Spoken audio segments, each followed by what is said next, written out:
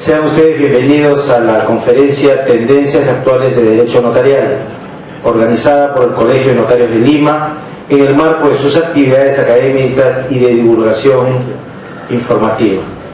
En esta oportunidad tenemos en nuestra mesa de honor al doctor Carlos Enrique Becerra Palomino, decano del Colegio de Notarios de Lima, y al doctor Sebastián Justo Cosola, notario de Argentina, quien será el expositor de esta noche. El Colegio de Notarios de Lima tiene el honor de contar en esta oportunidad con la presencia del doctor Sebastián Justo Cosola, que es notario de Junín, ¿no es cierto? Y que nos visita una vez más acá en el Perú. Él es becario, o fue becario por concurso por el Consejo General del Notariado Español. Es posgraduado en Derecho Civil de la Universidad de Salamanca. Es fundador y director del Centro de Estudios Notaría de Investigación de temas de Derecho Notarial, Registral e Inmobiliario. Ha sido miembro correspondiente por Argentina de la Academia Notarial Americana. Es miembro del Ateneo de la Academia Nacional del Notariado, docente e investigador del Ministerio de Educación de la Nación, miembro del Instituto de Derecho Notarial de la Universidad Notarial Argentina, miembro titular del Consejo de Redacción del Anuario Iberoamericano de Derecho Notarial. En ese anuario existe una persona por país, por lo general, ¿no? Entonces es un mérito de que el doctor Cosola sea integrante de este consejo de redacción. Bueno, es profesor de Derecho Notarial en la Universidad de Buenos Aires y en otras universidades de Argentina. Ha publicado muchos artículos y también libros, como por ejemplo Los deberes éticos notariales, los fundamentos éticos del derecho notarial, y ha participado en varios libros homenaje, como por ejemplo el estudio de Derecho Notarial Iberoamericano en homenaje al doctor Neri Roberto Muñoz, y también escritos sobre derecho notarial que un grupo de notarios tuvieron la gentileza de editar en homenaje a quien habla. Y entre estos autores se halla justamente el doctor Sebastián Justo Cosola, que escribe un ensayo muy interesante que se llama El concepto de derecho notarial a la luz de la naturaleza de la función. Un diálogo imaginario, supongo, entre Valery Goytisolo y von Jägen, nada más que estos dos grandes juristas. Este artículo, con el cual el doctor Cosola me honra al participar en este libro homenaje, tiene un contenido filosófico muy importante y me hace acordar lo que decimos siempre, que el notario tiene que actuar primero con capacidad y tiene que estar en permanente actualización, porque como decía Couture en su famoso decálogo del abogado, porque ustedes saben que Couture también fue notario, en Uruguay se llama escribano, como también en Argentina, y él decía: estudia al abogado, porque el derecho se transforma constantemente. Si tú no sigues sus pasos, cada día serás menos abogado. Entonces, capacitación. Segundo lugar, ética, o sea, la ética, como decía Valer de Goytisolo, en cualquier otra profesión puede no ser tan importante, pero en el derecho, pero para el notario la ética es esencial. O sea, capacitación, capacidad, capacitación, valores éticos y también responsabilidad social. El notario obedece a una necesidad social y también se tiene que proyectar hacia la comunidad. Esta solidaridad es muy importante en el ejercicio de nuestra función. Estos tres aspectos creo que son relevantes para el ejercicio de la función notarial, que, como decía Castán Tobeñas, es una función compleja, no es simple, y es muy importante el apoyo que el notario recibe de su personal. Quienes trabajan en un oficio notarial tienen que ser conscientes de que están brindando un servicio a la comunidad. Entonces tienen que apoyar al notario o notaria con la mayor diligencia, porque de eso depende el prestigio del notario. Y el notario lo que tiene que cuidar siempre es su prestigio, su honorabilidad. En cualquier momento puede perderse por algún descuido. Por lo tanto, los notarios somos muy agradecidos a nuestros colaboradores, a quienes trabajan con nosotros, y nuestros colaboradores tienen que pensar que se están también proyectando hacia la sociedad con esta tarea de responsabilidad social del notario, que tiene que saber hacer el documento, como decía Núñez Lagos, saber hacer el documento para evitar el litigio, porque la labor del notario es prevenir el litigio. ¿Qué tiene que hacer para eso? Porque el notario en su función está todos los días consagrando en forma pacífica, concretando en forma pacífica el derecho. En síntesis, la labor del doctor Cosola ha estado orientada fundamentalmente al aspecto ético, que es esencial, que es fundamental en la labor del notario. Por eso hemos dicho que el notario tiene un altísimo honor, que es el honor de dar fe. En consecuencia, para el Colegio de Notarios de Lima es un honor tener en esta oportunidad a un brillante académico, brillante profesor, el doctor Sebastián Justo Cosola, a quien le doy la bienvenida y estoy seguro que en esta noche nos ilustrará sobre el tema nuevas tendencias del derecho notarial. Bienvenido, mi querido Sebastián Justo Cosola, al Colegio Notario.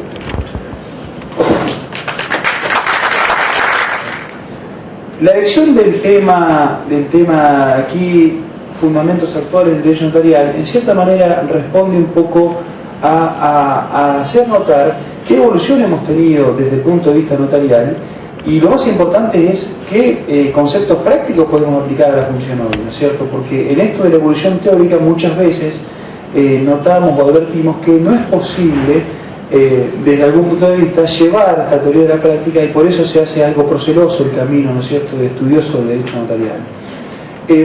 Siempre yo pienso y parto de la idea de considerar que nuestra disciplina como derecho, como ciencia autónoma, es una disciplina recientemente establecida, formada, es muy nueva. Yo creo que el antecedente más remoto que tenemos como disciplina autónoma del derecho es en el año 1954, cuando en el tercer Congreso Internacional de Notariado Latino celebrado en París se declara la autonomía científica del derecho notarial. Yo creo que es ese puntapié inicial, donde el derecho notarial se separa del derecho civil y se separa del derecho de procedimiento. El derecho civil en todo Iberoamérica, y en el derecho de procedimiento se separa de Italia, porque en Italia, a través de la influencia de Carneluti, el derecho notarial formaba parte de lo que se conoce como jurisdicción voluntaria, formaba parte del proceso voluntario. Esto se deduce de los libros de Carneluti y de algunas enseñanzas de Carneluti dadas por el recientemente mencionado José Castantoveñas en 3 libros de su autoría, especialmente uno se llama Función Notarial y Elevación Notarial de Derecho, publicado en Editorial Reus en el año 1946. Muy buen libro donde establece el puntapié inicial del inicio de la función notarial, separado del derecho civil y separado de Italia del derecho de procedimientos. Desde ahí hasta ahora la doctrina se ha esmerado por establecer la autonomía del derecho notarial y siempre se discutieron ciertos tópicos, ¿no es cierto?, muy importantes. Entonces uno decía, por ejemplo, Couture, un fantástico libro que creo que está gratis en internet, lo pueden buscar porque se han seguido los derechos de autor por la antigüedad, que se llama El concepto de fe pública, Introducción al estudio del derecho notarial. Es un libro que se publicó por primera vez como una separata de la revista jurídica del notariado de Capital Federal o de Ciudad Autónoma de Buenos Aires hoy, en Argentina, que habla de los pasos que tiene que dar el notario para ejercer su función, del fundamento del derecho notarial y especialmente del objeto central del derecho notarial, que para Couture es, en ese libro, la fe pública. Hace toda una teoría general del derecho notarial desde la fe pública. Los españoles han tomado por otro lado, Núñez Lagos, Mengual y Mengual un poco antes, González Palomino, estoy hablando de autores de principios de la primera mitad del siglo pasado, ¿no es cierto? Y luego Enrique Jiménez Arnau han formado la teoría o los fundamentos del derecho notarial desde el instrumento. Por eso nosotros estudiamos el documento notarial como el paradigma o la excelencia del instrumento público. Decimos en la historia del derecho civil, primero se forma el instrumento particular, luego el instrumento privado, luego el instrumento público y como la excelencia el documento notarial. Y luego tenemos otros aportes de otros autores, argentinos especialmente, Mostapich, Neri y otros, que hablan que para el derecho notarial lo más importante es la forma, ¿cierto? Por todo esto que enseñaba también en algún momento un gran notarialista hispano, también fallecido, que se llamaba Núñez Lagos, que decía que en realidad el derecho notarial era importante porque se distinguían 2 cuestiones en el notario: el continente y el contenido, o sea, la voluntad real de las partes, dada en algún punto de vista desde el punto de vista del derecho civil, y el continente, que era lo que lo contenía, era el instrumento público notarial. Y por esto de las nulidades reflejas, esto es de que lo que importa es la forma, porque puede uno, por ejemplo, realizar el mejor acto jurídico notarial, pero si no tiene la forma adecuada es nulo de nulidad absoluta o adolece a algún cierto tipo de defecto. Es que la importancia del derecho notarial se fundamentaba más que en cualquier otra cosa en la forma. Sencillamente, digamos, celérico, para que vean que siempre se intentó darle al derecho notarial un fundamento desde estas perspectivas, ¿no es cierto? Sin embargo, el 2014 nos encuentra con una visión del notario totalmente diferente a la que dieron los juristas en esos años, en esos tiempos que yo he mencionado. Y yo me he preguntado, hace un tiempo ya me vengo preguntando, ¿qué pasa el día que hagan una máquina que sea mucho más perfecta que el hombre, muchísimo más perfecta que el hombre, en donde uno ponga una moneda, un billete, lo que fuera, y salga la escritura? ¿No vamos a ser reemplazados nosotros? ¿Ustedes no lo creen? Ese fue mi temor desde siempre. Digo, el día que una máquina haga una escritura más rápida y mejor, sin equivocaciones, sin desprolijidades, sin salvaturas, sin enmiendas, nosotros vamos a tender a desaparecer. Porque en realidad, no sé si aquí en Perú pasa, pero en Argentina pasa mucho, nuestra profesión se está transformando en una absoluta burocracia, donde uno lo que hace es tipear documentos, y hacer documentos y producir documentos, pero la verdad es que los organismos públicos, los estatales, los impositivos, imponen ciertas pautas, muchas veces antijurídicas, que determinan que nuestra función simplemente es la de instrumentar. Se ha perdido en cierta manera el notario ese tradicional en nuestras ciudades de Argentina, el notario de pueblo, que era un poco notario, psicólogo, cura, todo junto, ¿no es cierto? Se ha perdido en pos de la celeridad, en pos de la economía. Lo que necesita la economía o el sistema de mercado es una escritura rápida, con menor coste, con certificados lo más rápido posible y listo, ¿cierto? Si esto es así, nuestra función, yo lamento decirle, en Latinoamérica tiene fecha de vencimiento. Va a venir una máquina que va a hacer mejores escrituras, mejores documentos, y nosotros no vamos a poder hacer más. ¿Dónde encontrar el fundamento de nuestra función? ¿Dónde encontrar los nuevos fundamentos actuales del derecho notarial? Evidentemente la fe pública es un fundamento muy importante, pero no alcanzado. Es más, compartimos fe pública con otros organismos. La esencia de la fe pública es la misma, la de la escritura, la fuerza ejecutiva, que la de un billete, de un sol. En un billete de ustedes, un billete de economía para ir a comprarse un alfajor, una Coca-Cola, lo que fuere, cuando ustedes dan un billete y le dan una Inca Cola a cambio, ¿no es cierto? No se le dan porque el billete es más lindo o más feo, se le dan porque es fe pública administrativa. La persona que toma el billete cree que el billete tiene forma de billete, que no es un billete de un juego, que es un billete que tiene aspecto legal, y a esa persona le ordenaron creer que ese billete vale dos soles, un sol, lo que fuera. Cree porque le imponen creer. La misma fe pública de la escritura. Hay fe pública administrativa, hay fe pública judicial, hay fe pública notarial, en algunos países hay fe pública registral. La esencia de la fe pública, la creencia legalmente impuesta, está establecida. No puede ser esto el objeto central del derecho notarial. Sí será un elemento integrante fundamental, pero no esencial. Y lo mismo nos pasa con las escrituras, cuando sabemos que hay organismos estatales que hacen escrituras de gobierno a mansalva, y se pierde la intermediación con el cliente, con el requirente, como lo llaman ustedes. Y también pasa eso con las formas muchas veces. Un solo antecedente hay, desde el primer escribano hasta hoy, que nos une como un denominador común. Ustedes pueden encontrar el primer antecedente notarial donde lo quieran encontrar.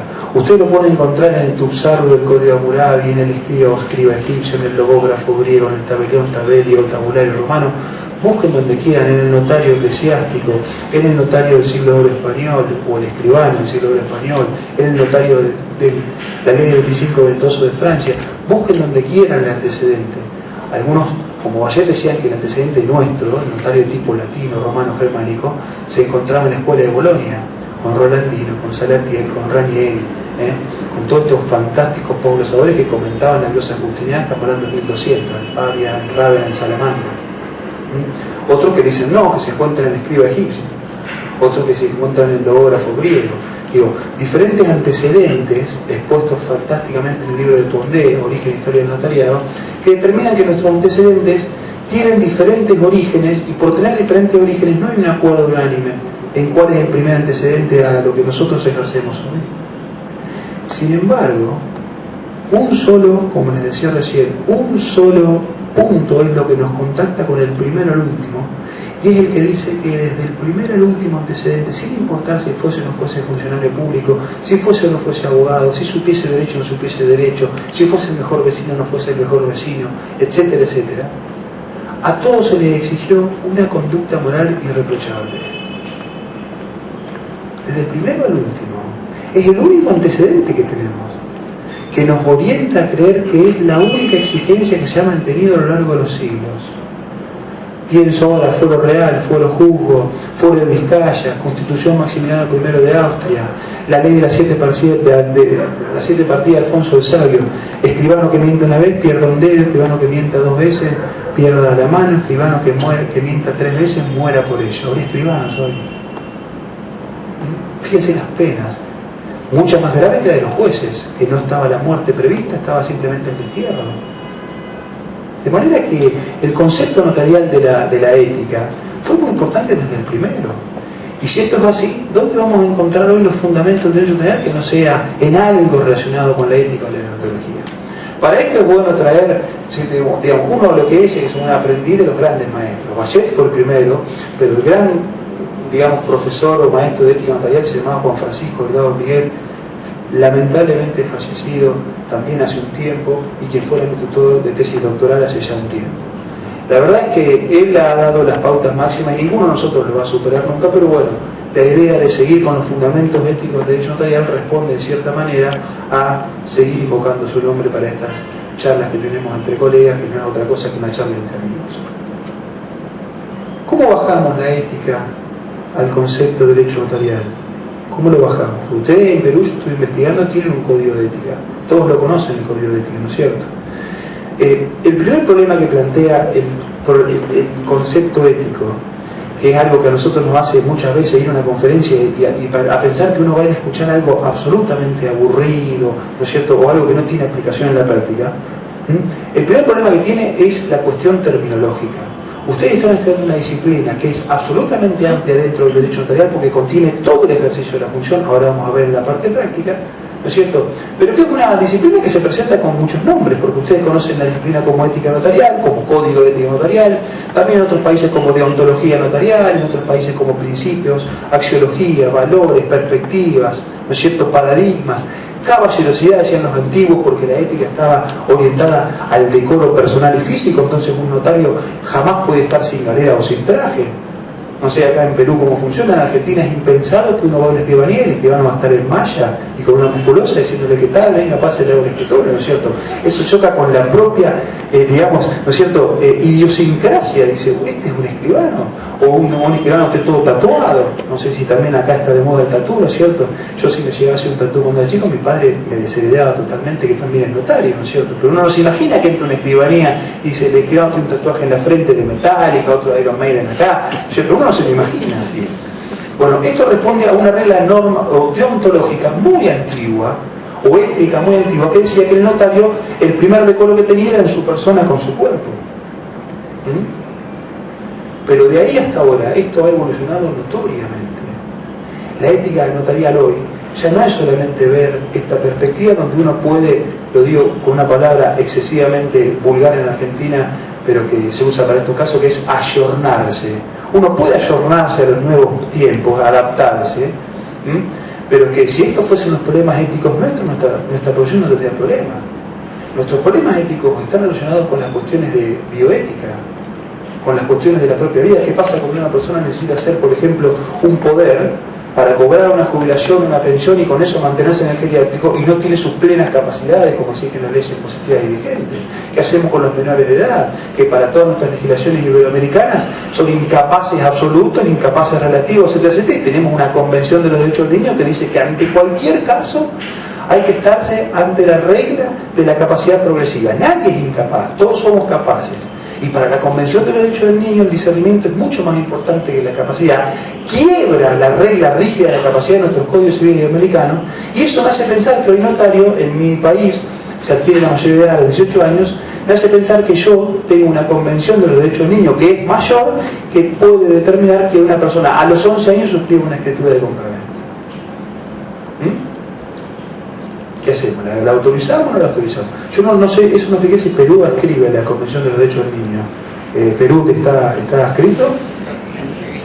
¿Ustedes son más naturalistas, Stamler o más positivistas, Kelsen, Hart? Porque si son positivistas van a recordar que las leyes tienen validez y vigencia. La norma superior da validez a la norma inferior da vigencia a la norma superior, y todo es una especie mal llamada pirámide, pero es el ordenamiento jurídico. Si el país adscribe a una convención, esa convención tiene mayor valor que la ley nacional, ergo tiene mayor valor que el Código Civil. Entonces, ¿cómo contraponemos en nuestra escribanía el problema de la capacidad de los menores, por ejemplo?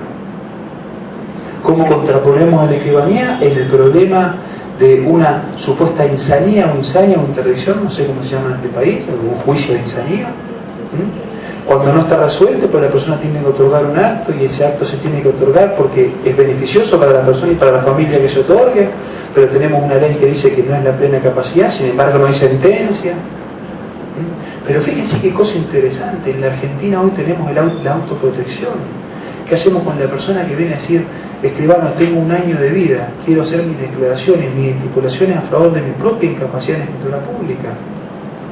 Algo muy cercano a lo que se conoce en el derecho norteamericano como living will, testamento vital, pero por supuesto que no lo es, porque en nuestra legislación el testamento tiene efecto después de la muerte, ¿no es cierto? Pero que requiere de un conocimiento hasta del derecho médico por parte del notario. El notario tiene que pensar que si hace mal la escritura es nula y no se va a cumplir la voluntad de la persona mientras vivía. Pero a lo mejor lo que esa persona quería es que si tenía una muerte digna, producto, por ejemplo, de una falencia que lo haya hecho estar 6, 7, 8 meses sin ningún tipo de atención, desconectado del mundo, esa persona a lo mejor quería que le suministrara cierta persona los medicamentos, quería que su cuerpo se estudiara o no se estudiara en la universidad. Eso requiere de un conocimiento del derecho notarial exhaustivo, las cuestiones formales, pero también de un conocimiento ético. Toda la bioética entra dentro del derecho notarial. Esta es una de las ramas de los fundamentos actuales. El derecho avanza, y avanza hacia los derechos humanos. ¿Qué incidencia tenemos nosotros en los derechos humanos? Antonio Monasterio Galli, un gran notario de España, español, estoy hablando de fines de 1800, decía: la notaría es el magisterio de la paz. Y una frase, copiada de Joaquín Costa en realidad, pero le dice él primero: a notaría abierta, juzgado cerrado.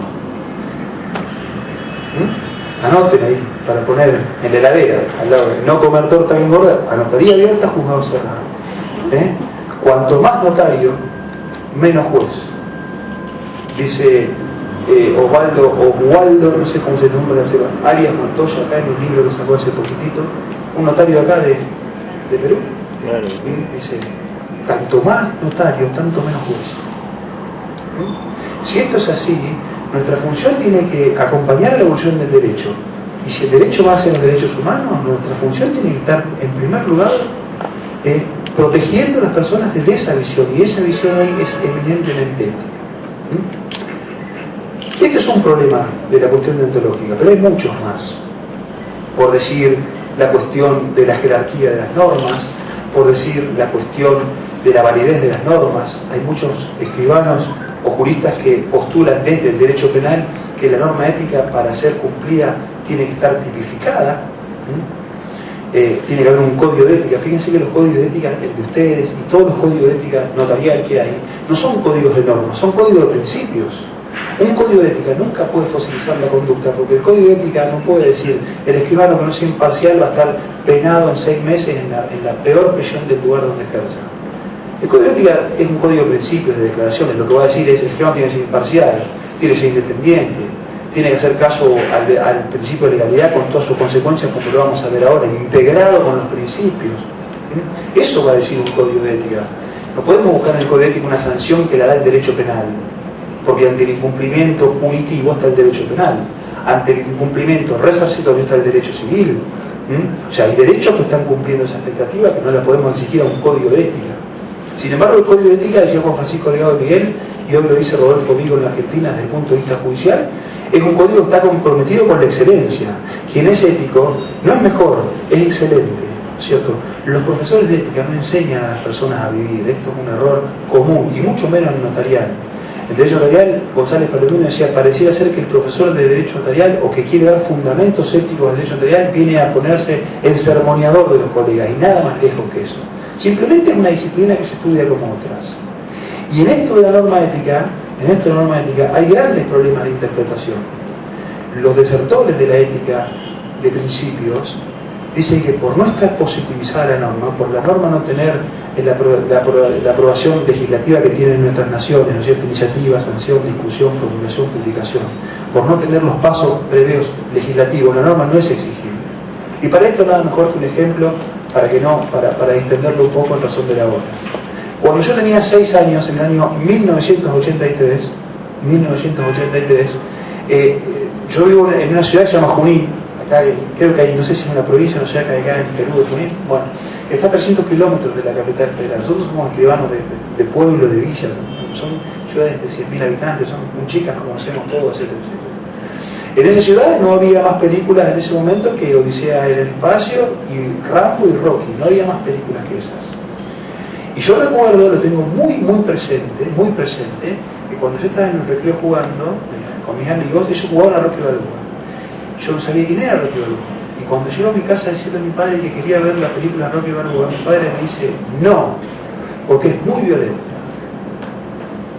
Yo vi Rocky a los 18 años, o cuando era mayor de edad. El único trauma psicológico que me dejó mi padre. Yo vi Rocky grande. Analicen ustedes Rocky 30 años después. Un hombre que viene de la nada, un hombre que se enamora de una mujer que no aprueba los cánones de belleza hoy. Hoy un hombre exitoso es quien tiene una mujer bella al lado, pareciera ser. La mujer de Rocky no aprueba estos cánones de belleza pretendidos por la sociedad. Nunca le engaña, siendo el más famoso del mundo. el papel de la familia. Vieron que hoy, no sé si acá también en Perú pasa, pero en Argentina pasa la familia, pero todos van al psicólogo. El papel de la familia no se cumple. Estamos unidos frente al televisor. Bueno, Rocky no tiene familia. La familia la encuentra en el entrenador. Cuando el entrenador se muere, quien lo saca adelante es la mujer. Por Dios, ustedes analicen el concepto de unión, sea matrimonio, sea concubinato, lo que ustedes quieran, pero analicen que quien lo saca de la crisis es la mujer, en varias oportunidades. Cuando quiebra y se va, y pierde todo su dinero y vuelve a empezar de cero, la mujer vuelve con él. Tiene hijos, los educa, y en la última Balboa, que salió hace 5 o 6 años, la película comienza con él hablándole a la tumba a la mujer porque está muerta, tiene un desafío, y la película termina cuando él cumple el desafío positivamente y le habla a la mujer, a la tumba, y le dice: Adrian, lo hicimos los dos. Pero qué concepto de amor. No es el concepto de amor que a nosotros éticamente nos imponen desde los temas de Luis Miguel, Ricardo Arjona, etcétera, etcétera, o el que nosotros creemos que tenemos que tener. Hay que amar, y después cada vez hay más corrupción sentimental, cada vez hay menos ética en la pareja. ¿Por qué les digo esto? ¿Y por qué ustedes están pensando en este momento? Son las 9 de la noche, estoy escuchando esto, me quiero morir.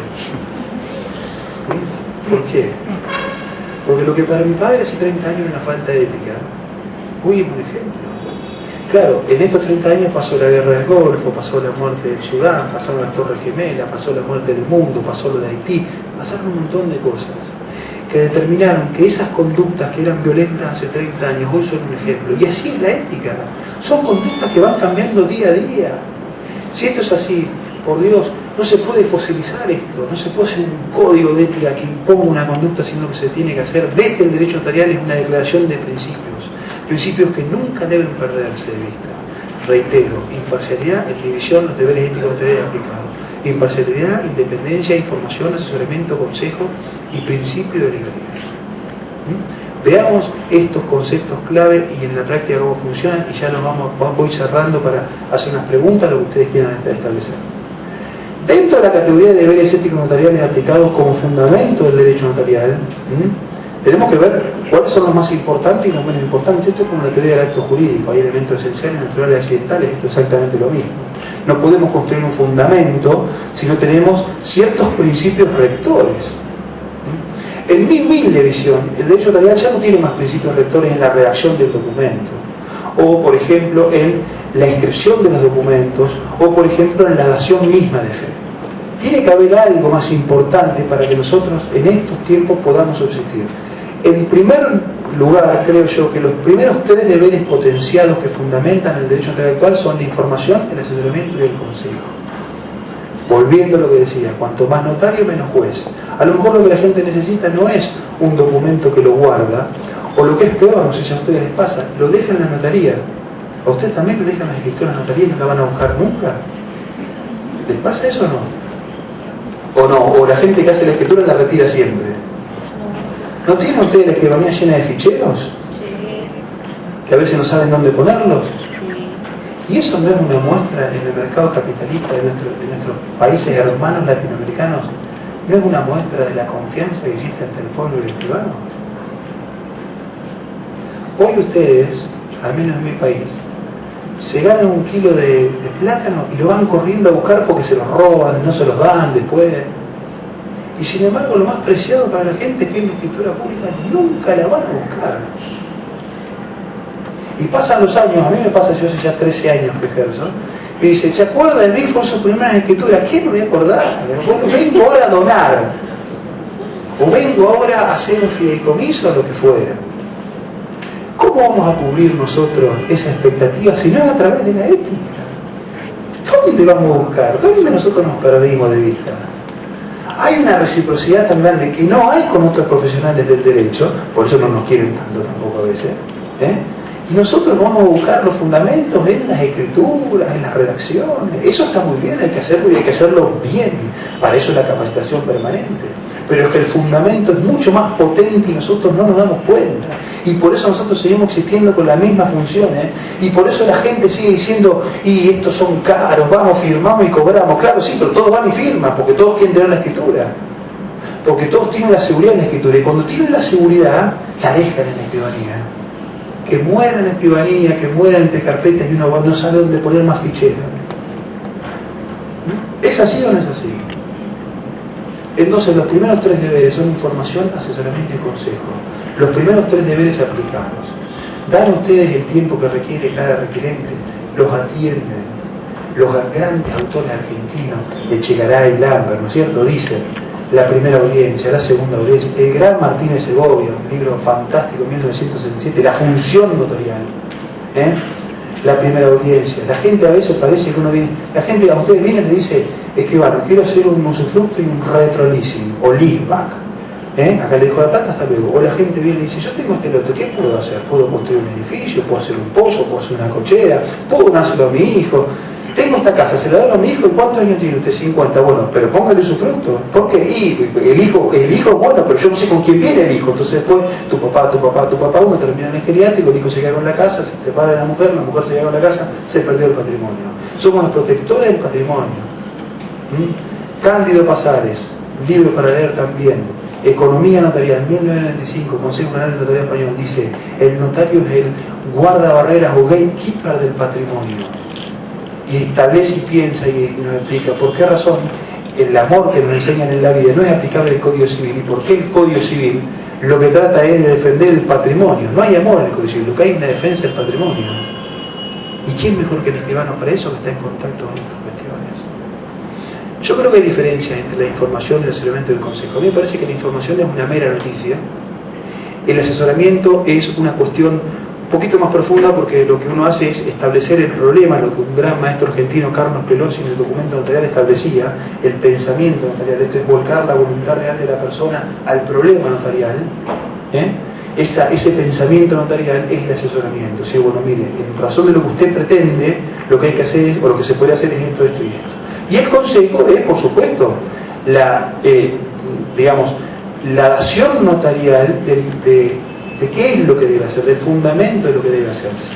Pero por supuesto, si usted me pregunta a mí cuál es el alcance, yo digo, jamás el notario debe imponer lo que debe hacerse. ¿Y esto por qué?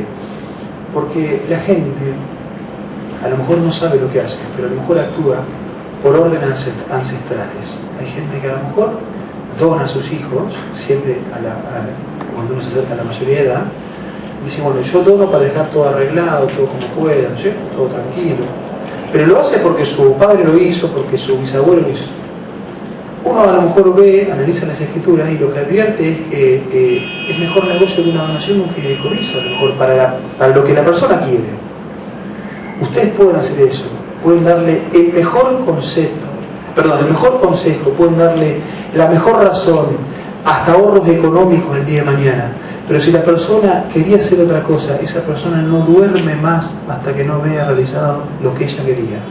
No va a entender a lo mejor que ustedes le hicieron lo mejor, porque él va a ir a dormir pensando, está bien, me hicieron un fideicomiso, no tengo ni idea de lo que es. Mi padre hizo una donación, será distinto, ¿qué estaré haciendo? ¿Qué habré hecho yo? Por eso siempre digo, el consejo, por más que uno como profesional del derecho en ejercicio a cargo de la función pública sabe lo que está diciendo, tiene un límite, y el límite siempre va a ser la voluntad del requirente. Y también tiene un límite que yo no tendría que mencionarlo entre colegas y amigos, que es la legalidad. Ya me viene a decirme, escribano, le voy a pagar 50.000 millones de soles, haga un acta donde diga que yo hoy a las 10:22 de la noche voy a asesinar a Roberto Pérez, porque soy un sicario, de moda en nuestros países últimamente, bueno, yo eso no lo puedo hacer. No puedo instrumentar un hecho ilegal o ilegítimo. Claro. Entonces el consejo tiene esas dos vertientes. Primero, lo ilegal. Y segundo, la propia voluntad de la persona. Esto se potencia con la independencia y la imparcialidad. Yo no voy a retenerlo en esto porque son conceptos que tenemos que saber. En última instancia yo les voy a dejar mi correo después, podemos practicar cuantas más veces quieran, porque para mí es un placer que podamos compartir la aventura del conocimiento o la aventura del pensamiento. Pero sí quiero detenerme en el último punto de los fundamentos del derecho intelectual, que es el principio de legalidad. El principio de legalidad es sencillo en nuestros países. El notario debe cumplir con la ley, punto. Ahora, ¿qué hacemos nosotros con la ley? ¿La aplicamos? ¿La interpretamos? ¿O la argumentamos? podemos hacer con la ley? Porque aplicarla e interpretarla son conceptos análogos que van de la misma manera. La interpretación como herramienta fantástica de la hermenéutica jurídica, cito a Kelsen, cito a Hart, cito a Bobbio, entre otros, es aplicar qué criterio tuvo el legislador a hacer la norma y, por supuesto, qué significa la palabra o la frase de la norma. Esto es una escuela analítica del derecho, analizar el significado de las palabras y aplicarlo. ¿No es cierto? Sin embargo, hoy el derecho mundial, latino, ¿cierto?, romano-germánico, impone al jurista la teoría de la argumentación. ¿Qué dice la teoría de la argumentación? Para nosotros, lo que a nosotros nos importa. El jurista, notario, debe valerse de la ley, que es la primera fuente obligatoria, pero debe integrar la ley con todas las otras fuentes que le sirven de sustento, que le sirven de base, que le sirven de camino y que muchas veces son más fuertes que la propia ley. Costumbre, uso, jurisprudencia, doctrina, equidad, constituciones, principios generales del derecho que se captan por evidencia, entre tantas otras. Entonces, hacer una compraventa en el Perú debe ser muy sencillo, porque las normas están establecidas en el Código Civil y nadie confunde la cosa con el precio. Nadie dice que si hay intercambio de cosa por cosa, eso no es una permuta. Eso no es confundible. La pregunta es, ¿qué hacemos con las zonas oscuras del derecho, en donde nosotros no tenemos más que aplicar una ley que para la aplicación del caso concreto es dudosa? En la República Argentina hay muchísimos casos. Uno de esos casos, que hoy está en absoluta boga y no hay una respuesta positiva, además del de menores y de bioética que yo ya les mencioné, es el caso de lo que se llama la institución conocida como bien de familia. Ustedes conocen, deben tener a cargo la protección del bien de familia. Se llama también bien de familia. Patrimonio familiar. Esto es, un inmueble, nosotros afectamos a patrimonio familiar y ese inmueble sale de la ejecución de cualquier tipo de ejecución, diciendo que la gente vive ahí o que la gente vive de ese alquiler. Por ejemplo, el caso de que uno afecte una extensión de campo, dice, bueno, no viven ahí, pero toda la familia vive esta extensión, solamente uno por familia o uno por persona. En la República Argentina hoy, gente de nuestra edad, con mi esposa, el 70% no se casan, se encuentran en concubinato. No sé si esta expresión es la misma aquí. Bueno, no se casan, tienen hijos, tienen su familia, están unidos hace 25 años, pero nunca se casaron. La ley positiva vigente argentina dice que el primer requisito para ser bien de familia es casarse. Sin embargo, hay un montón de leyes de la misma jerarquía y mayores que establecen los mismos derechos para las mismas personas en igualdad de condiciones. Y por una ley positiva vigente, nosotros no podemos, digo esto para que ustedes entiendan los criterios de interpretación y documentación. Si por esta ley fuese, nadie que no tenga libertad de familia puede constituir un bien de familia. Si fuese por la jurisprudencia, que dice que esto es un derecho constitucional de las personas y que así puede realizarse, el notario, argumentando la ley con la jurisprudencia, con las costumbres y los usos, puede hacer el bien de familia e inscribirlo, diciendo que por más que la ley exija matrimonio, que es una ley obsoleta, antigua, que tenía otro tipo de principios y que hoy, en base a la última jurisprudencia, puede constituirse entre concubinos. Lo que hace el notario es fundamentar el derecho para lograr la equidad entre las personas y que haya una igualdad en la constitución de los derechos fundamentales. Esto es uno de los tantos casos. Perú va en un buen camino, creo yo. Ustedes, yo lo sé, en una charla académica jamás hay intersecciones políticas, ni quiero que la haya en mis clases o en mis charlas entre amigos como esta, pero yo he escrito acá una sinonimia argentina con un problema que tuvieron con el artículo de la ley 1049, que es de la jubilación del notario a los 75 años. Bueno, ¿por qué creen ustedes que eso es inconstitucional? ¿Por qué ustedes piensan? Saben de ese tema, ¿no es cierto? Que se decía que el notario a los 75 años, en la provincia de Buenos Aires pasa exactamente lo mismo. A los 75 años llega el telegrama. Feliz cumpleaños, cesó de trabajar, no se puede trabajar más. Si esto es así, ¿por qué creen ustedes que esa norma es inconstitucional? Porque ¿quién puede decir cuál es la edad para jubilarse? Yo si por mí fuese, yo me jubilaría hoy, me dedicaría a dar clases, ¿cierto? Pero a lo mejor hay gente, mi papá, cumplió 75 años ahora en febrero, interpuso un recurso de amparo y sigue trabajando, porque ama la profesión, porque mi padre está mejor que yo, física, psíquica y todo lo que ustedes quieran, y porque él tiene derecho a seguir trabajando, por supuesto con ciertos recaudos. Se le pedirá a lo mejor cada tanto un certificado médico, bueno, propios de la edad, está bien, bueno, ¿qué quiere? Tampoco uno puede pretender todo. Pero quitar la posibilidad de trabajar a una persona a una edad absolutamente arbitraria, porque ¿por qué no son los 65? Yo podría decir, por ejemplo, en vez de los 75, hoy con el estrés en el que vivimos galopante, que no era el estrés de mi padre, ¿por qué no son los 50? Que uno ya a los 50 empieza a teclear. Quiero tomar Coca-Cola y tomo un vaso de ¿cómo es? De Coca-Cola, cualquier cosa. Uno se equivoca constantemente, me pasa a mí, con el estrés en el que vivimos. ¿Y por qué una ley va a decir a la edad? Bueno, eso dentro de nosotros, para nuestro cuerpo, empezó a funcionar en Argentina, empezó a funcionar en Chile, empezó a funcionar en algunos estados así, y funcionó en el Perú cuando salió el decreto 1049, no sé si creo que es decreto, 1049. Bueno, lo que se trata es de obtener ciertos reconocimientos de principios de las personas que recurren a nuestras escribanías en búsqueda de respuestas y que no están o no encuentran reflejo legislativo. Se trata de integrar las normas y se trata de hacer, en definitiva, lo que Juan Vallet enseñaba, y esa quizás es la doctrina más importante del gran maestro desaparecido y que tendríamos que tomar todos los días nosotros en la escribanía. Se trata de hacer el derecho más justo.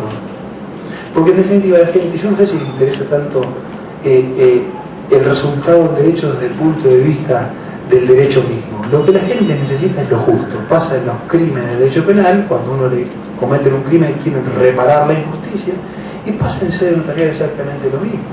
Lo que se pretende con el documento es que el documento refleje la verdad y que esa verdad además sea lo que las partes entienden que es justo y lo que el notario, a través de la equidad de la balanza de la justicia, determina que es tal. Pasa cuando uno habla de justicia en derecho, y mucho más en derecho notarial, yo creo que mi último libro, mi padre, el fundamento de derecho notarial, no lo leyó. Está cansado, dice, habla de la justicia, el mundo está podrido. Lo que se trata no es de cambiar el mundo. Este es el concepto equivocado que tienen muchos de los naturalistas. El naturalista habla de la esencia, el alma, la metafísica. Terminemos con eso abstracto. Tráigame a Dios. ¿Quiere que crea? Tráigamelo. No baja, no creo.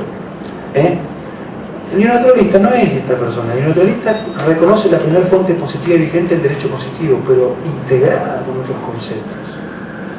Y al hablar de justicia parece que uno dice notarios de Lima y de Junín, no Junín Perú, Junín Montal, unámonos en la lucha por la justicia notarial. Este chico está demente, ¿qué le pasó tanto estudio? La justicia, decía Vallet, no es cambiar ni Lima, ni el barrio, ni el ayuntamiento, ni la justicia, decía él, no es cambiar las griegas, es dar cada día de cada uno lo mejor. Yo soy justo si doy cada día lo mejor. Y ese es quizá el fundamento más importante que tenga nuestra disciplina. Porque a nosotros, por ser escribanos, siempre tiene que haber algo que nos juzgue. Y eso algo ni siquiera va a ser un tribunal de disciplina, que es muy necesario y que lo vamos a dejar para otra charla porque el tema es muy largo y también he escrito mucho sobre eso. Nuestro máximo fundamento es la conciencia. Si un notario no quiere hacer algo que es ilegítimo o se niega, no va a haber documentos apócrifos, no va a haber documentos injustos que posterguen las herencias, que posterguen las acreencias, que beneficien a quien no tiene derechos. Solamente hay que tener una conciencia ética y saber que al merecimiento de la confianza no se lo defrauda. La gente puede recurrir a cualquier profesional en cualquier momento. El notario recurre en dos momentos. Cuando adquiere su casa única, después sí certifica firma, fotocopia, lo que ustedes quieran, pero recurre en dos momentos trascendentes de la vida. Primero, cuando uno adquiere su casa única propia de formación permanente. No sé acá, pero en mi país el 90% lo adquiere a través de un crédito hipotecario a 20 años. En una hipoteca y en un país que la estabilidad no está en el diccionario. La palabra estabilidad no está ni existe. El país es absolutamente inestable, cada 10 años cae espantosa es la crisis que hay económica, financiera, se ejecutan las casas, se ejecutan las deudas, gente que se suicida. Hoy fuimos a conocer el monumento de los enamorados que ustedes tienen ahí, no sé dónde lo tienen, en Miraflores, bastante obscena la estatua, pero bueno, muy emotiva esa estatua. Bueno, y nos decía la guía que hay gente que se tiraba ahí, se decepcionaba. Bueno, en Argentina se ahorca por las hipotecas, lo digo con dolor. La gente se mata, se pegan tiros, porque no pueden pagar. Esa persona no tiene la protección del banco que lo ejecuta, tampoco tiene la protección del Estado que se declara default.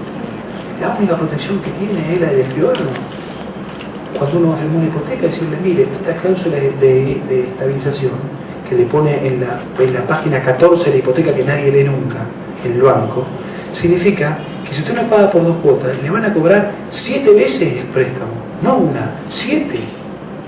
Y que si usted no deja de pagar porque tiene un problema, deja de pagar por un periodo determinado, usted va a perder esto y mucho más. Fíjese lo que firma, y si lo firma, tenga estos recaudos. Para eso a lo mejor nos va a llevar a tener 5, 6, 7, 10, 20 reuniones, y bueno, que nos lleve, porque somos los guardabarreras. No tiene otra protección posible que la nuestra. Y no le estoy hablando de comprar en nuestros países un bien superfluo.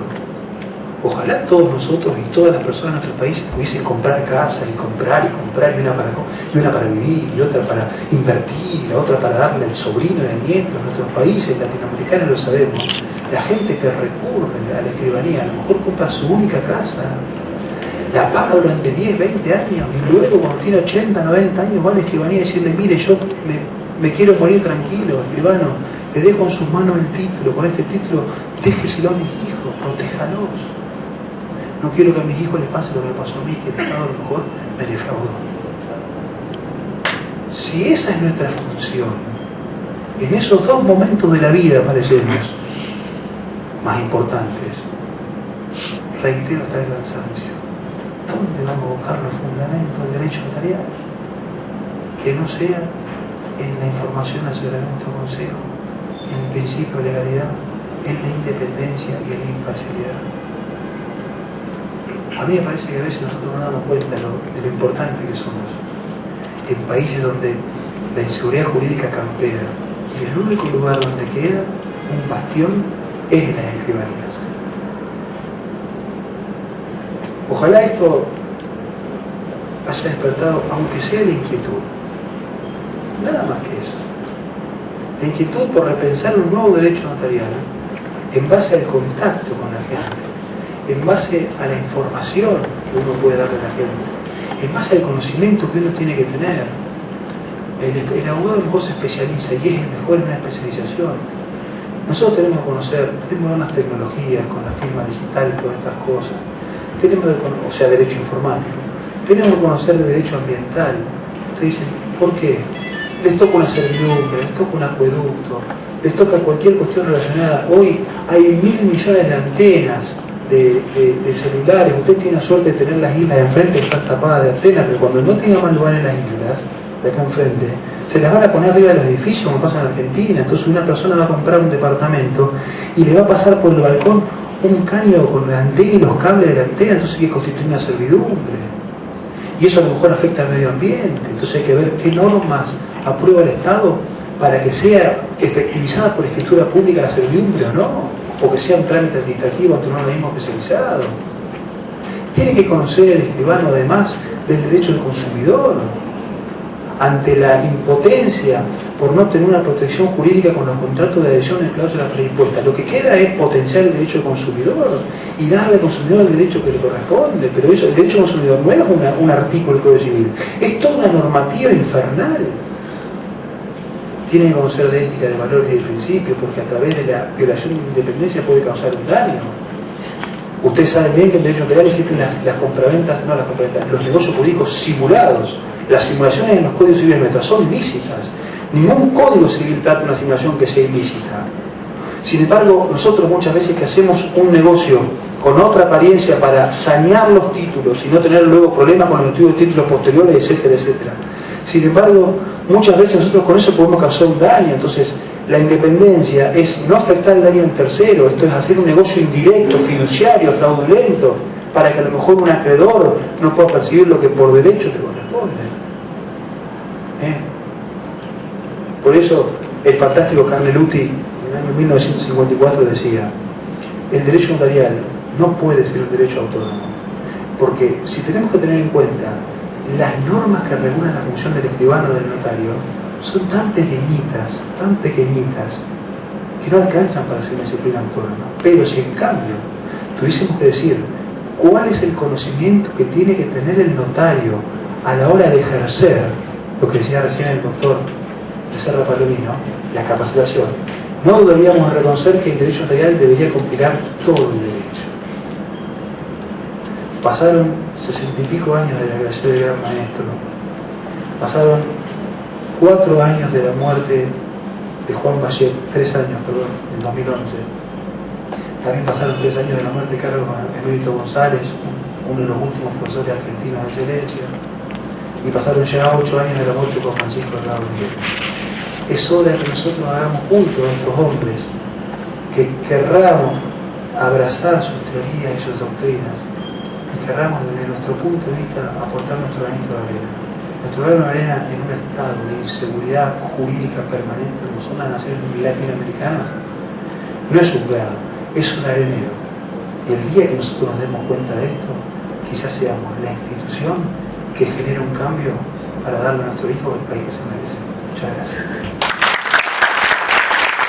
Usted nos ha hablado de la posibilidad y la facultad que tiene el notario en Argentina, ¿no? De hacer un análisis sistemático de las normas siempre que este análisis beneficie, por ejemplo, el interés superior del niño, ¿no? En el caso de menores, ¿no? En el caso de mayores, de repente incapaces, partiendo de las normas supranacionales, ¿no? Hasta la Constitución, y hizo mención a la Convención de los Derechos del Niño. Bajo ese análisis, doctor, en Argentina, entonces el notario argentino puede autorizar determinados actos, ¿no? Aun cuando no esté facultado expresamente la ley del notariado argentino, porque según nuestra legislación peruana, si expresamente la ley del notariado no está previsto, ¿no? Según el decreto legislativo 1049, no está previsto como facultad, ¿no? Para el notario suscribir o autorizar determinados actos, justamente por la autonomía, ¿no? por ser un derecho reglamentario, ¿no? A pesar que es considerado una disciplina, no lo podríamos hacer, a diferencia de lo que sí puede hacer cuando usted habla de motivación, de argumentación, que lo puede hacer en el ámbito jurisdiccional, ¿no? El magistrado. Esa es la diferencia que nosotros encontramos, ¿no? Argentina entonces tiene un avance, ¿no? Y me parece justo y razonable lo que usted nos expresa, ¿no? Por ejemplo, en un caso práctico, ¿no? Cuando usted habló de constitución de patrimonio familiar, en el Perú también se puede hacer constitución de patrimonio familiar a favor de menores, el notario lo puede hacer. Pero cuando estamos hablando de un levantamiento, cuando los padres, aún siendo menores de edad, sus hijos, ¿no? Quienes son los beneficiarios de este patrimonio, deciden dejar sin efecto, levantar el patrimonio familiar, no lo pueden hacer ante el notario. Se tienen que ir a la vía judicial. ¿Por qué? Porque lo que se quiere es que el juez, el fiscal, ¿no? El especializado en familia, cautele el interés superior del niño, ¿no? Puede haber un perjuicio ahí, ¿no? Esos son unos temas, ¿no? Que en nuestra legislación, creo yo, con todo respeto, no está previsto, ¿no? En Argentina nosotros no podemos pasar tampoco, como usted bien refiere, por la ley. Nosotros tenemos que suscribir los actos que la ley establece. Lo que sucede es que tenemos el problema yo digo la Convención de Derechos del Niño, hay miles de convenciones. Digo esta porque es el tema más latente en nuestro país y es el tema que mayores violencias notariales ha tenido a lo largo por lo menos de los últimos 20 años, desde que en nuestro país la Convención de Derechos del Niño no solamente se hizo ley, sino que se constitucionalizó, o sea, es parte de la Constitución Nacional. O sea, es mucho más que la ley. Nuestro país adopta la Convención en el año 1990, pero la constitucionaliza con la reforma constitucional en 94. O sea que eso era mucho más fuerte. Con Cristina Armella hemos escrito un libro los dos en el año 2011, que es de menores, en sede notarial. Hacemos un estudio exhaustivo de derechos menores en Argentina y en el extranjero, y además ahí nosotros establecemos este problema. Porque, o sea, ¿qué es lo que sucede? Un segundo más para que quede claro el concepto. Nosotros tenemos 3 problemas el jurista enfrenta. Jurista, abogado, escribano, juez, legislador, procurador, quien fuera. Conflicto, norma con norma, conflicto, norma con principio con principio. Los conflictos de normas con normas son de sencilla aplicación, no solamente por el juez, sino por el escribano, el abogado, el registrador, quien fuese. Yo digo, una norma superior deroga o sea, tiene más fuerza que la norma inferior, o digo, una norma especial puede sobre la general, una norma posterior deroga la anterior. O sea, son reglas técnicas que uno maneja sin ningún problema. Si yo a ustedes le dijese, por ejemplo, apliquen en sede notarial una norma que está derogada, ustedes dirán, mira, la norma fue positiva, pero no se puede aplicar. Cuando hay un conflicto de norma con principio, la cuestión es muy sencilla, siempre va a ganar el principio. Si yo digo una norma que el legislador no avispado diga, por ejemplo, aquellas personas que en Perú no consumieran chicha morada en un mes van a ser pasibles de una sanción pecuniaria hasta la muerte. Eso es una norma que, por más positiva que fuese, no tiene ningún tipo de asiero con, por ejemplo, el principio que protege la vida. O sea, ahí la norma nunca se va a aplicar, el principio siempre se va a imponer sobre la norma. Pero mucho más difícil es el conflicto de principios. Que yo diga, por ejemplo, digo un caso vulgar de nuestros países, seguramente aquí en Perú pasa lo mismo, que una celebridad, cualquiera que éste fuese, estuviese en una playa nudista y vaya la revista de paparazzi más importante que haya en el medio y lo fotografíe desnudo y lo ponga en la tapa. Ustedes tienen en ese tema jurídico tienen un conflicto de principios. Por un lado, el derecho a la vida privada, la tolerancia, ¿no es cierto? Y por el otro lado, el derecho a que la comunidad conozca una celebridad, qué es lo que está haciendo, lo que se llama derecho a la información pública. A mí no me van a sacar una foto desnudo, pero si se saca una celebridad pueden causar un daño. A mí nada, risa, nada más. Si esto es así, lo que hace el juez es ponderar, porque los principios no se pueden autoeliminar. Cito acá a Robert Alexi, filósofo contemporáneo del principio, o Ronald Dworkin en Los derechos en serio. Cuando hay conflicto de principios, no se pueden autoeliminar porque precisamente son principios. Lo que se hacen es se ponderan los principios.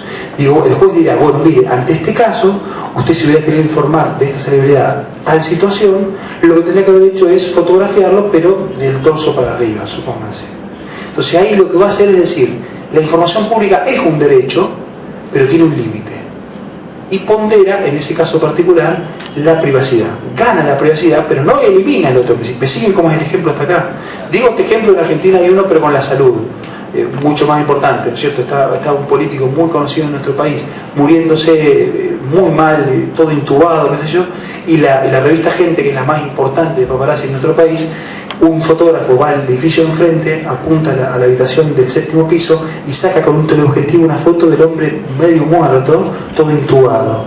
Entonces se discutió este caso, Ponseti y Balbín se llama el fallo, se discutió qué era lo que privaba, porque uno decía el derecho a la privacidad, morirse en paz, y el otro decía, no, el derecho a la información pública, el pueblo tiene que saber de qué se trata esto. Y triunfó, como les digo, la autonomía y la privacidad triunfa sobre el exceso de la información pública. Al notario le pasa lo mismo en esto. Por un lado, el cumplimiento al deber de legalidad. ¿Por qué un código civil dirá un menor no puede firmar a los 18, hasta que una persona no puede firmar hasta que no tenga 18 o 21? A lo mejor lo hace por una protección. El Código Civil supone, o las leyes suponen, que alguien no está en su pleno juicio o no está capacitado para negociar con una persona que es mayor de edad. Se entiende eso y por eso está la regla rígida de capacidad, ¿no es cierto? Lo que tenemos que hacer acá es ponderar, porque al notario tiene un conflicto de principios. Primer principio, si yo tengo una constitución que dice que los derechos del niño están constitucionalizados, o tengo en el caso de ustedes un tratado de jerarquía de derechos humanos que es mayor que la ley, no puede imponerse el Código Civil sobre ese tratado. Ahí estamos de acuerdo. O sea, la regla de capacidad no se puede imponer ante la regla de discernimiento que es mayor. Pero por el otro lado, el notario tiene que defender la seguridad jurídica preventiva, que también es otro principio, no se autoelimina.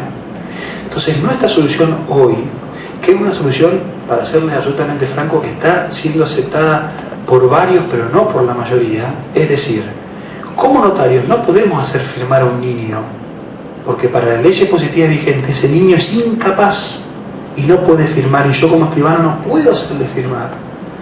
pero lo que hago es ponderar los principios. ¿Por qué no le hago firmar yo al menor de edad? Porque pondero el principio de seguridad jurídica preventiva, que entre otros incluye el deber de legalidad. ¿Pero qué hago? Lo hago comparecer al niño en la escritura y lo hago suscribir el documento dando su conformidad. Porque los principios notariales que hay que tener en cuenta a la hora de hacer un acto con menores son dos. El niño debe ser oído, debe ser escuchado, y ante todo está el interés superior del niño. Son los dos principios que tenemos que tener en cuenta a la hora notarial.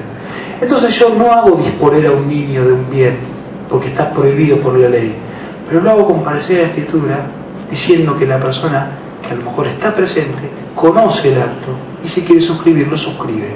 Esa firma no va a ser de disposición, sino de mera conformidad con el acto y no va a tener ningún inconveniente. En todo caso voy a evitar un perjuicio, porque como ustedes saben, supongo que en Perú será igual, un padre o un hijo puede darle cuantos bienes quiera, pero para salir del patrimonio tiene que haber una autorización judicial, lo que se llama la dispensa de menores judicial. Bueno, si esto es así, va a ser mucho más sencillo la dispensa judicial, porque el menor va a haber dado en el instrumento su conformidad con un tratado de jerarquía superior, pero no disponiendo, sino simplemente asintiendo o no asintiendo. Digo esto para que no digan, para que no crean ustedes que nosotros decimos, ¿cuántos años tiene? 9 años, ¿quiere comprar? Si venga, compre, venda. No. Nosotros está muy bien y agradezco de todo corazón la inquietud, porque a lo mejor en la celeridad, o sea, yo me daría, ¿saben qué? Pediría unas pizzas ahora y nos quedaríamos hasta las 5 de la mañana, porque esto es un placer para nosotros. Si quieren lo hacemos, no hay problema. Para mí es un placer. Pero digo, a lo mejor abreviando nos dicen, nosotros ponderamos, eso sí lo podemos hacer, no podemos decidir como el juez igual acá, pero ponderamos. Entonces decimos, mire señor menor, usted quiere firmar, tiene la Convención de Derechos del Niño, etcétera, etcétera. No lo puede hacer en sede notarial, no puede firmar disponiendo o aceptando, pero sí quiere comparecer y decir que a lo mejor está de acuerdo o no está de acuerdo con el acto, quiere manifestar su interés superior, quiere ver ante todo lo mayor de los derechos del niño, lo puede hacer tranquilamente en una cláusula especial ad hoc. Y esto también teniendo en cuenta que nuestros menores, esto también lo decimos en el libro, nuestros menores no son los menores del derecho penal o del derecho civil, de la asistencia, el patronato, los vapuleados, los menores apartados que luego se convierten en criminales para las modernas doctrinas penales, Jacob, Zaffaroni en Argentina, etcétera, etcétera.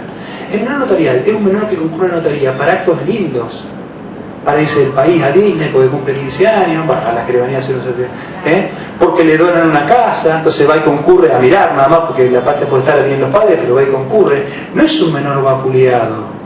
Ese es el error de creer que nuestro menor es el menor que necesita protección porque es un menor que está vapuleado, porque el patronato y la asistencia antes los castigaban de derecho civil, de derecho penal. No.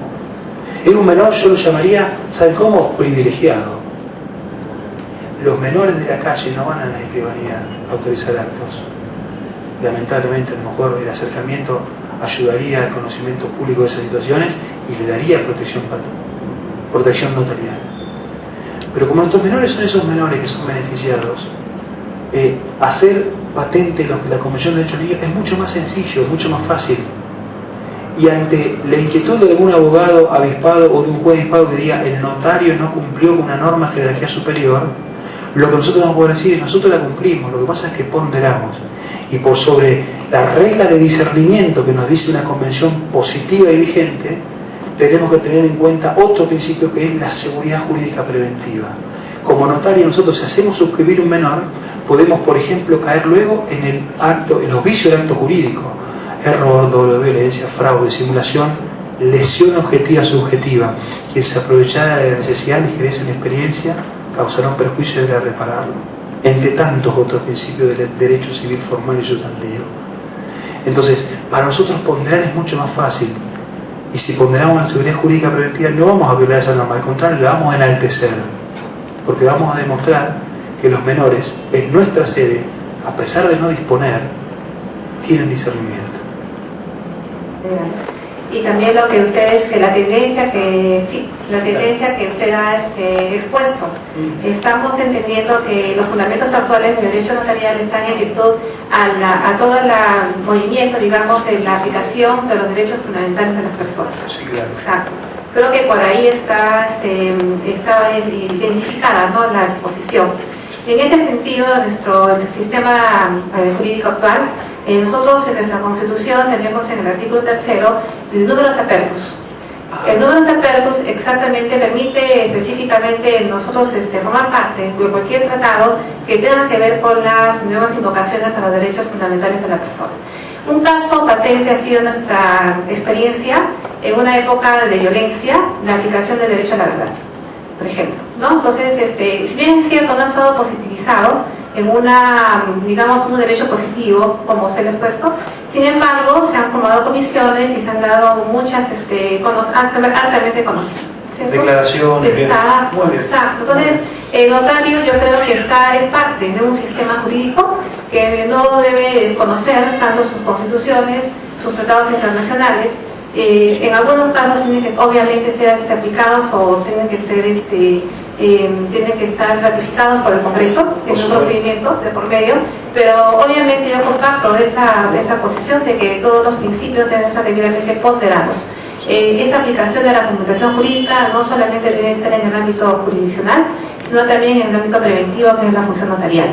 En ese extremo, nuestro código de ética también lo invoca, los principios sobre el respeto del notario de los derechos fundamentales de la persona y de la Constitución. Entonces, por lo tanto, nosotros en nuestra legislación también es de avanzada, a pesar de que nuestro código de ética es del 85, a pesar de tantos años que han pasado, totalmente vigente, sí. Más aún con esta tendencia de reconocimiento de los derechos fundamentales de la persona. Tenemos un tribunal constitucional bastante avanzado y un código procesal constitucional que es el único código procesal constitucional que tiene Latinoamérica, que no lo tienen otros países de Latinoamérica, que tenemos la vanguardia en lo que es el respeto de lo que es un procedimiento constitucional que no lo hay en otros países de Latinoamérica, ¿no? Entonces, creo que nosotros en nuestro país conocemos como notarios y tenemos la obligación de darle cumplimiento y también la aplicación de los derechos que ustedes tan loablemente lo ha expuesto, ¿no? Muchas gracias. Me parece muy importante eso del Código Procesal Constitucional. La verdad es que vamos a comprar un ejemplar y vamos a llevarlo porque es una novedad que me pone también excesivamente feliz. Y desde ya, por supuesto, nosotros tenemos que acompañar el crecimiento del derecho a través de este opus. Y yo lo comparto muchísimo. A lo mejor uno cuando habla así tan rápido o con tantas ganas de transmitir las pasiones, porque en definitiva estas son grandes pasiones, ¿no es cierto?, que uno tiene, uno se va pensando, ¿no es cierto?, bueno, pero yo puedo decidir como un juez. No se trata de decidir. La potestad jurisdiccional no va a ser jamás una cuestión nuestra. Se trata de entender que si nosotros actuamos bien, no va a haber potestad jurisdiccional. Porque si nosotros actuamos de la mejor manera, respetando los principios, no va a haber conflicto. Si no hay conflicto, no hay litigio. Es muy importante nuestra posición. Cristina Mella dice en un libro hace mucho tiempo, ¿no? Dice: el notario es el primer intérprete o argumentador de la ley, porque la ley sale y ante la duda lo primero que hace la persona es ir al escribano o al notario. Si el notario después no puede, no sabe, no debe o lo hace mal, después va al abogado y hace juicio o hay conflicto, pero el primer intérprete es el notario. Por eso digo, yo muchas veces me doy cuenta que nosotros todavía, esto lo digo con todo respeto y cariño hacia mí, en primera persona, no nos dimos cuenta del valor que tenemos. Somos más que meros certificadores y copiadores, somos mucho más. En Argentina ahora están discutiendo porque el Colegio de Abogados tiene una ley que da la potestad para certificar firmas, entonces tengo unas peleas político-gremiales enormes que son importantes que se tengan. Pero en realidad nuestra función es mucho más que certificar. Cada persona que se va de la escribanía o de la notaría, como llaman ustedes, tranquila, es una familia que vive en paz. Una familia que sabe que los estados en crisis como los nuestros muchas veces pueden hacer cualquier cosa, pero no le van a tocar la propiedad. Si no, la gente no haría escrituras. Nosotros tenemos los boletos de compraventa, haría un contrato de compraventa y no habría ningún problema. Ojalá tomemos conciencia de nuestra importancia, de que cada persona que se va tranquila no es una persona, es una familia. Y una familia que se lo comenta al vecino y es otra familia, y esa es la justicia notarial de Vallet. Es cumplir el acto que aquí yo mismo debo cumplir. Nada más. Antes de ello, quiero reiterar mi agradecimiento a Sebastián Justo Cozola por esta magnífica conferencia. Él ha mencionado a dos grandes amigos que también han estado acá: Juan Francisco Delgado de Miguel sensiblemente desaparecido, gran maestro del derecho notarial en el aspecto ético, y Cristina Noemí Armella, que actualmente es rectora de la Universidad Notarial Argentina, y quien también estuvo aquí, en este mismo colegio. La conferencia ha sido riquísima, realmente daría mucho tiempo a hacer algunos comentarios. Ya las preguntas no han sido muy adecuadas. Y solamente quisiera destacar que el notario, en mi opinión, es un creador del derecho. No es solamente un intérprete, un mero operador, que algunos dicen, a mí me gusta la palabra operador, sino el notario tiene que ser, o tratar de ser, un jurista al servicio ¿de quién? De quienes solicitan su intervención.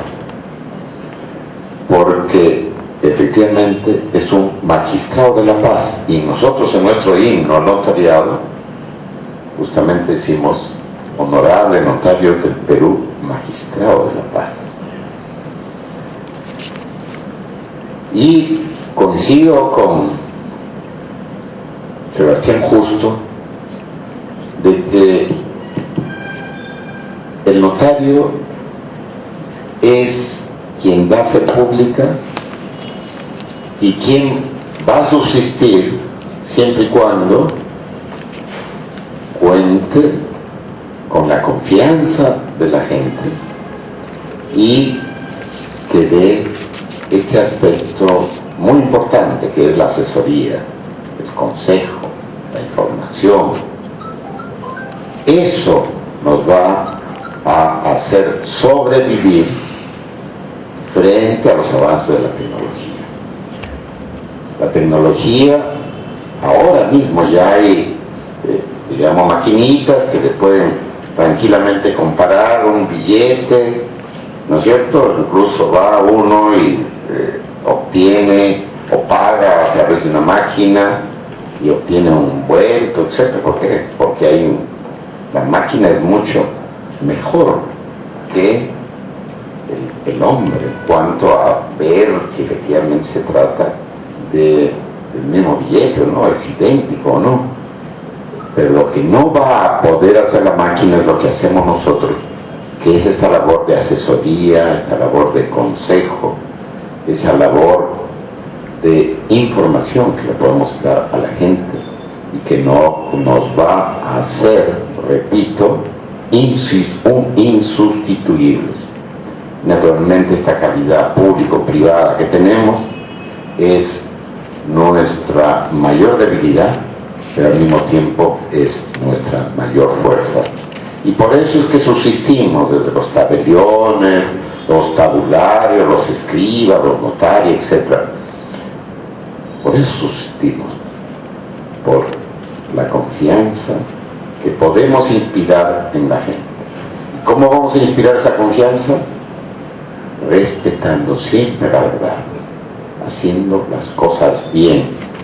Y para que eso suceda, tenemos que tener como nuestro fundamento orientador la ética notarial, que no debe faltar en el notario. Muchísimas gracias, Sebastián Justo. Muchas gracias, Miguel Ángel Arevalo. Me alegro que hayan editado este libro de la prudencia notarial. Muchísimas gracias.